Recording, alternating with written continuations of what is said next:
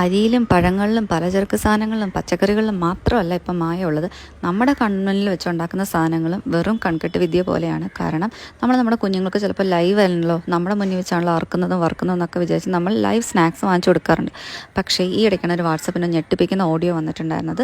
അതായത് ഇവർ യൂസ് ചെയ്യുന്ന എണ്ണ എന്ന് പറയുന്നത് വർക്ക്ഷോപ്പിൽ യൂസ് ചെയ്യുന്ന എൻജിൻ ഓയിലാണ്.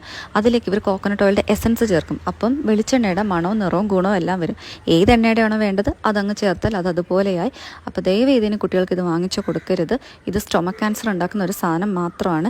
ഇതിനെ ശരിപ്പെടുത്തുന്ന രീതിയിൽ ഒരു വാട്സപ്പ് ഓഡിയോ പിന്നീട് വന്നിരുന്നു. അപ്പോൾ ഇതെല്ലാവരിലേക്കും ഒന്ന് ഷെയർ ചെയ്ത് കൊടുക്കണം. തട്ടുകടയിൽ നിന്ന് സാധനങ്ങളൊക്കെ മാറ്റി കഴിക്കുന്നവരൊക്കെ വളരെ ശ്രദ്ധിക്കേണ്ടതായിട്ടുണ്ട്. മെഡിക്കൽ കോളേജിൽ മെഡിക്കൽ ഗ്യാസ്ട്രോയിലും സർജിക്കൽ ഗ്യാസ്ട്രോയിലും RCCയിലും കുട്ടികളുടെ ഒരു നിര തന്നെ വരുന്നുണ്ട്. കാരണം വൈറസ് സുഖമില്ലാതെ വരും. ഇവിടെ വരുമ്പോൾ എൻഡോസ്കോപ്പി ചെയ്യാറുണ്ട്. എൻഡോസ്കോപ്പി ചെയ്യുമ്പോൾ ക്യാൻസറാണ് സംഭവം. അതുകൊണ്ട് വീട്ടുകളിൽ ഭക്ഷണം ഉണ്ടാക്കി മതിയായ രീതിയിൽ കുട്ടികൾക്ക് കൊടുക്കുക. സ്നാക്സ് മാറ്റി കൊടുക്കാനോ പൊരിച്ചതും കിരിച്ചതും ഒന്നും മാറ്റി കൊടുക്കുക